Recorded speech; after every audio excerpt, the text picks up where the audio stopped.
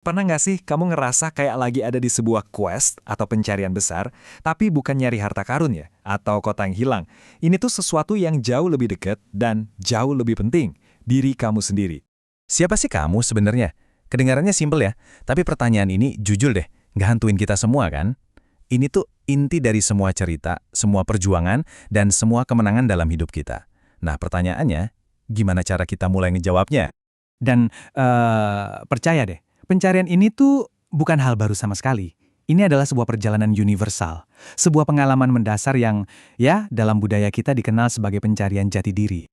Oke, jadi apa sih sebenarnya jati diri itu? Kalau kita lihat dari kacamata psikologi, jati diri itu semacam kombinasi kompleks dari banyak banget faktor. Ada yang dari dalam diri kita, ada juga yang dari luar. Nah, semua itu gabung jadi satu buat ngebentuk siapa kita dan cara kita mandang dunia. Kalau kita bedah, ini menarik banget loh. Jadi ada dua sisi nih. Pertama, ada faktor internal. Ini hal-hal yang kita bawa dari lahir, genetik misalnya. Terus kepribadian kita, apa kita ini introvert atau ekstrovert, atau cara kita ngambil keputusan, lebih pakai pikiran atau perasaan. Nah, di sisi lain, ada faktor eksternal. Ini dunia di sekitar kita yang ikut ngebentuk kita. Keluarga, sekolah, teman-teman, nilai-nilai dari masyarakat, semuanya. Jadi ya, kita ini produk dari gabungan dua kekuatan ini. Tapi ya gitu deh, perjalanan ini nggak pernah gampang, apalagi di zaman sekarang. Perjalanannya tuh punya tantangan yang unik, monster-monster versi modern yang harus kita hadapi. Nah, inilah dia, monster modernnya. Di dunia serba digital ini, eksistensi kita tuh bisa kerasa. Palsu. Media sosial, narasi-narasi post-truth, semuanya bikin batas antara yang nyata dan enggak itu jadi kabur. Hubungan sama orang lain jadi kayak sekedar fungsi aja, bukan koneksi tulus dari hati. Ini benar-benar ancaman serius buat jati diri kita yang asli, yang otentik. Tapi tahu nggak yang menarik? Perjuangan buat nemuin diri kita yang sejati di tengah semua kebisingan ini, itu bukan masalah baru loh. Ini tuh pertarungan kuno. Pertarungan yang udah diceritain di berbagai mitos selama ratusan, bahkan ribuan tahun. Coba deh kita lihat kisah Dewa Ruci. Pahlawannya namanya Bima, seorang ksatria yang kuat banget. Nah, gurunya, Drona, ngasih dia tugas yang kedengarannya mustahil, cari air kehidupan. Padahal, ini sebenarnya jebakan. Bima pertama-tama harus ngelawan raksasa di gunung. Terus dia disuruh nyelam ke samudra yang dalam dan mematikan. Dan di sana, dia diserang sama naga raksasa. Semua pertarungan ini tuh simbol dari semua rintangan dari luar yang kita hadapi dalam hidup. Nah, setelah Bima berhasil menang melawan semua yang ada di luar sana, ternyata perjalanan dia yang sebenarnya baru aja dimulai. Perjalanan ke dalam dirinya sendiri. Ini nih turning point-nya. Setelah semua pertarungan hebat tadi, Bima tuh nggak nemuin air kehidupan yang dia cari. Sama sekali. Malah dia nemuin Dewa Ruci, sesosok dewa kecil yang wujudnya persis kayak dia versi mini. Jadi jelas kan, misi yang tadinya kelihatan eksternal, ternyata tujuannya adalah perjalanan ke dalam. Terus muncullah perintah yang jujur nggak masuk akal. Coba bayangin, Bima, ksatria raksasa, disuruh masuk ke telinga kirinya Dewa Ruci yang ukurannya aja lebih kecil dari telapak tangannya. Gila kan?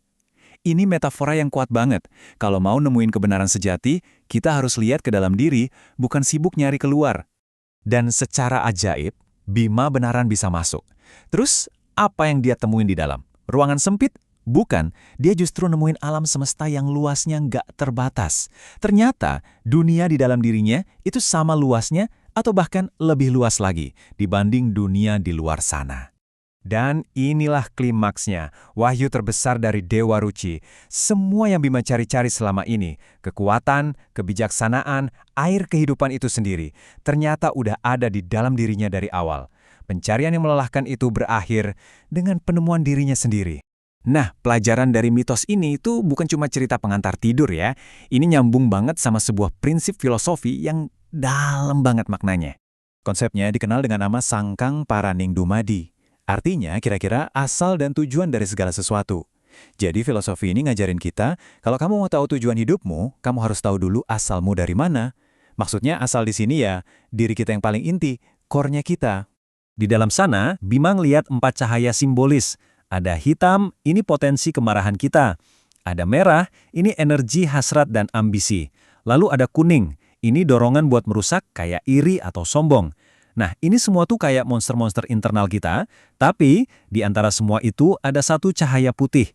Inilah diri kita yang sejati, yang tenang, murni, dan damai.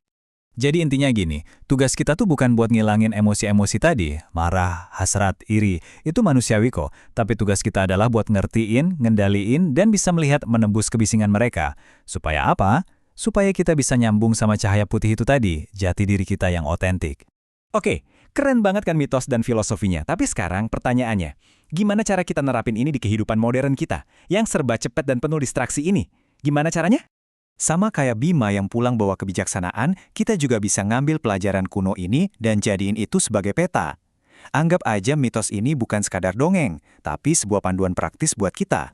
Nih, ada 5 langkah praktis buat mulai perjalanan ke dalam diri kamu. Ini peta modernnya. 1. Kenali bakatmu. Sama kayak Bima yang harus tahu kekuatan fisiknya buat ngalahin raksasa, kita juga harus tahu apa senjata unik kita di dunia ini. 2. Kenali kepribadianmu. Ini cara kita jalanin hidup. Kita ini tipe yang nge-charge energi pas lagi sendiri atau justru pas rame-rame. Paham soal ini penting banget biar kita nggak kejebak di peran yang bukan kita banget. 3. Kenali ritmemu. Ada waktunya kita lagi on fire, ada waktunya kita loyo. Bekerja selaras sama ritme tubuh kita, bukan ngelawan, itu bakal ngehemat energi buat pertarungan yang lebih penting. 4. Kenali tujuanmu. Inilah air kehidupan versi kita. Bukan sesuatu yang dicari di luar, tapi yang kita tentuin dari dalam. Dampak positif apa sih yang mau kita kasih ke dunia? Dan yang kelima, kenali kekuatan dan kelemahanmu. Ini langkah buat ngelihat 4 cahaya di dalam diri tadi. Menerima sisi hitam, merah, kuning kita, supaya kita bisa beraksi dari cahaya putih yang jernih. Pada akhirnya, ya ini hasilnya. Ngertiin jati diri itu bukan cuma soal teori doang. Ini tuh kunci buat ngebangun rasa percaya diri yang beneran, kekuatan buat ngadepin rintangan apapun, dan kemampuan buat nemuin kebahagiaan yang otentik yang datang dari dalam. Jadi kita tutup dengan pertanyaan ini. Mitos Dewa Ruci ngajarin kita, kalau di dalam diri kita masing-masing itu ada alam semesta, ada potensi keagungan. Pertanyaannya sekarang bukan lagi apakah kamu agung, tapi gimana caramu nunjukin keagungan itu dalam hidupmu.